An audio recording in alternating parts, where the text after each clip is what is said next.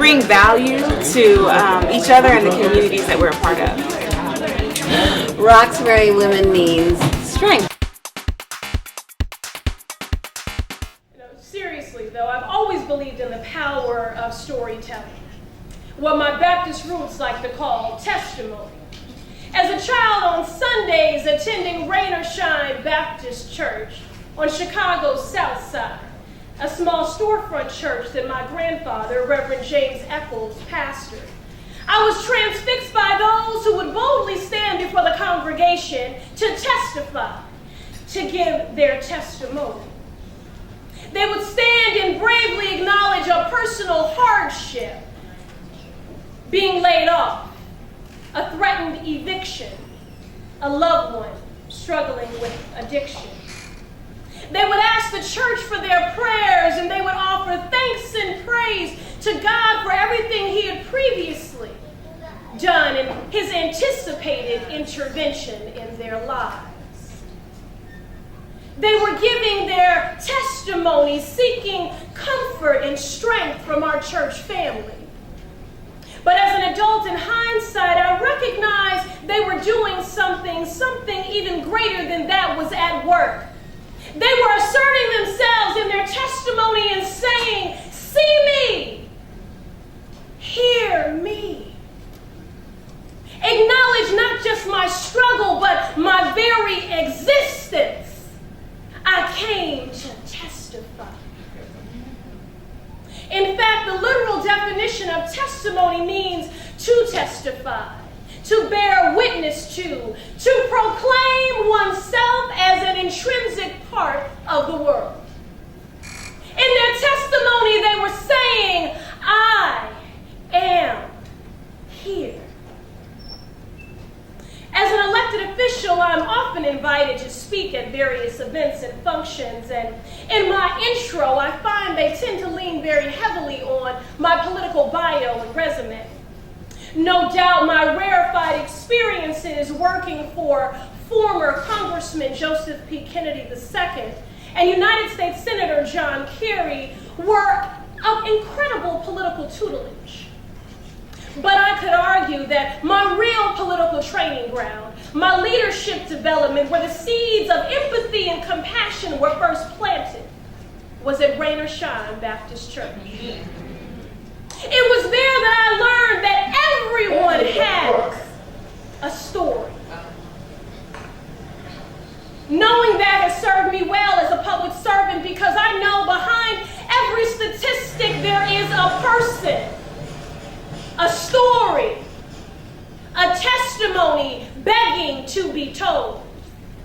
It was at church I learned the impact sharing one's story has on the individual and the community. It was at church Natalie, attired in my Easter Sunday best with freshly pressed hair, liberally Vaseline limbs to keep the ashiness away, and a hair bonnet that pinched my chin, and a dress that was way too itchy. That I first learned to fully stand in my personal truth, to boldly proclaim and share my testimony. I wish I could tell you that ever since that first life lesson, I've never wavered. Never wavered from standing fully in my personal truth and boldly sharing my testimony with the world, but that would be a lie. That bold, fearless little girl from Rain or Shine Baptist Church, somewhere on my journey and path to womanhood and adulthood, she was abandoned. Or if I tell the truth, she was forced out. She was forced out by systemic and institutionalized cultural constructs of racism and sexism.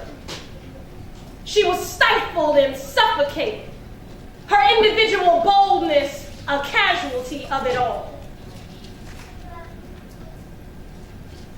It was a struggle for that little girl. It was a struggle for that little girl. And it's challenging every day. There are moments when I return to that little girl and I want to revisit that moment where she was bold and unafraid. But I can't find her. You know, we're culturally force-fed a diet of binary choices. Whether you're talking about politics or ideology or your identity, it's as if the world places on you unfair and unreasonable requests, well, let me call it like I see it, demands. That you ignore your multi-layered, multi-dimensional, multicolored, complicated self. Yes. Ayanna, choose. Choose what? My single-parent mother made great financial sacrifices to send me to an elite private school. My reality in our uptown Chicago neighborhood and our home at 4550 North Clarendon was in stark life contrast to that of my white affluent peers who lived in penthouse condos on Lakeshore Drive. They knew nothing of the landmines I navigated daily in my world, of the violence my neighborhood was besieged by, of the neighborhood girls who taunted and bullied me for trying to be white, of the grown men who made me feel ashamed of my prematurely developed body. At the age of 11, I boasted womanly brick house curves that made grown men leer at me and catcall. Baby girl, can I go? I was afraid all the time. My mother struggled to make ends meet. She was overworked. My father, a brilliant man who struggled with addiction, was in and out of prison, and our lives meant that I spent a great deal of time alone. After school, I would turn the key and open our apartment to an empty house. I'd hurriedly make myself way to the kitchen to make a fried bologna sandwich.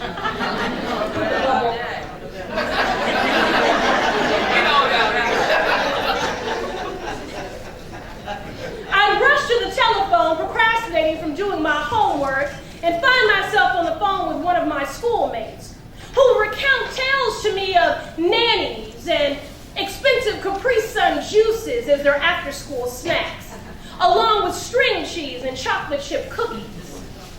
They would tell me of their upcoming ski weekends in Vail, Colorado. I was different. How I lived, where we lived, what I looked like, and that difference was painful, it was pronounced, I felt it. At school, I found myself daily straddling a fence where I reveled in my difference while simultaneously running away from it. One of the primary reasons I reveled in my difference is because by default of my being one of few brown girls in the class, I became the designated spokesperson for the black race. Whenever classroom instruction turned to discussion of the civil rights movement, slavery, or racism, it was as if all of my classroom peers rubbernecked to me. They looked at me intensely and they prodded with questions, seeking confirmation that what the teacher was saying had happened was in fact true. I felt empowered by this defaulted designated role of spokesperson, but I also felt burdened by it. My classmates often told me I was different from most black people they knew, whatever that meant, since I'm certain their entire knowledge of blackness was wholly informed by popular culture and by harrowing tales on the evening news. Nonetheless, I reveled in their praise and secretly celebrated. I had keenly studied them and their culture and successfully learned how to navigate their world. I was one of them. Well, all of this success came to a screeching halt on the eve of my 13th birthday. My mother decided to throw me a surprise birthday party, a pool party at the Y. Mind you, I didn't swim and still don't know how to.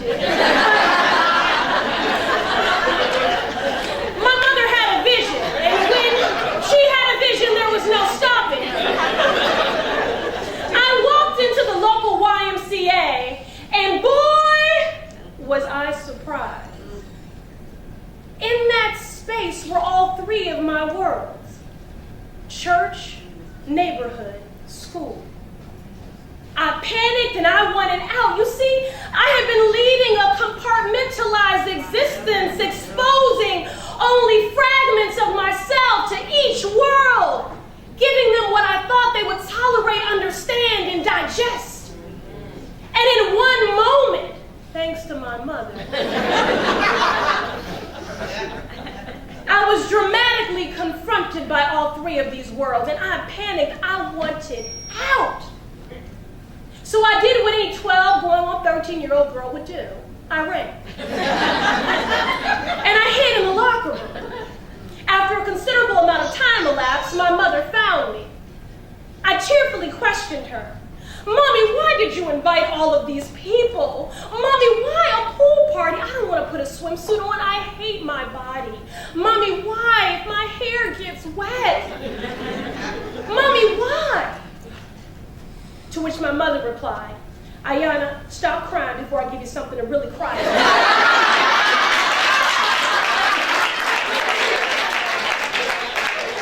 Now don't you dare disrespect me or be ungrateful. I've been planning this party for weeks. You're being rude to your guests. They're all out there waiting. Now let's go. I resisted.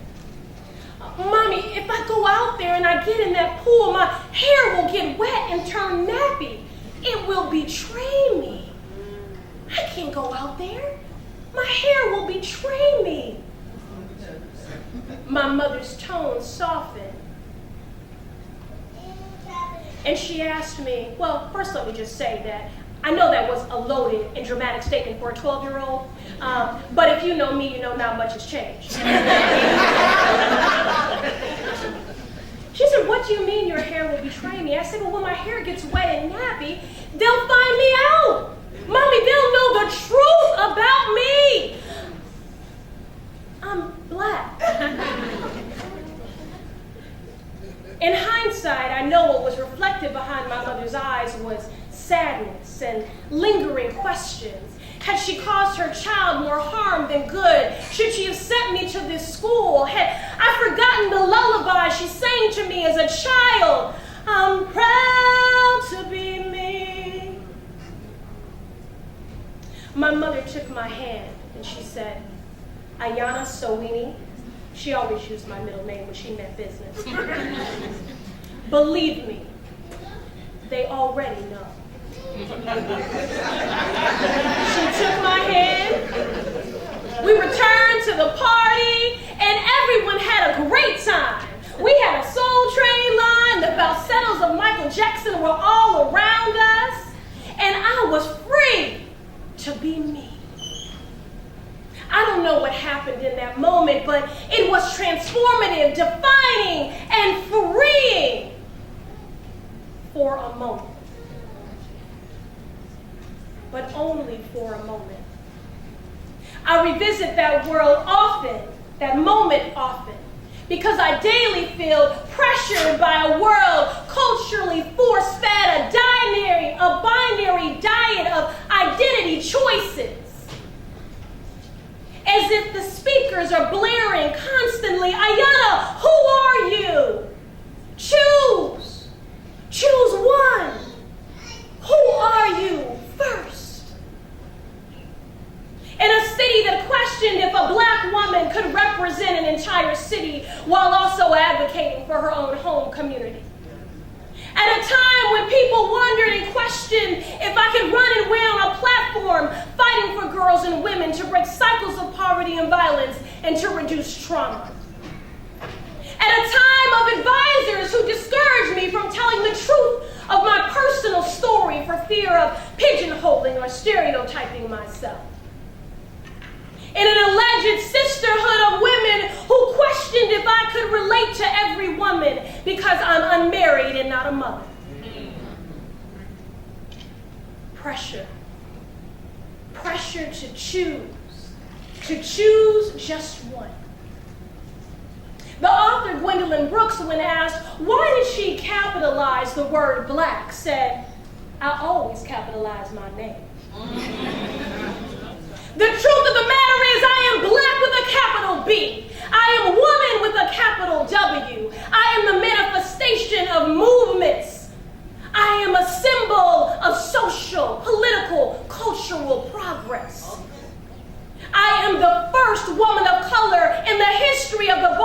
City Council. I am American with a capital A.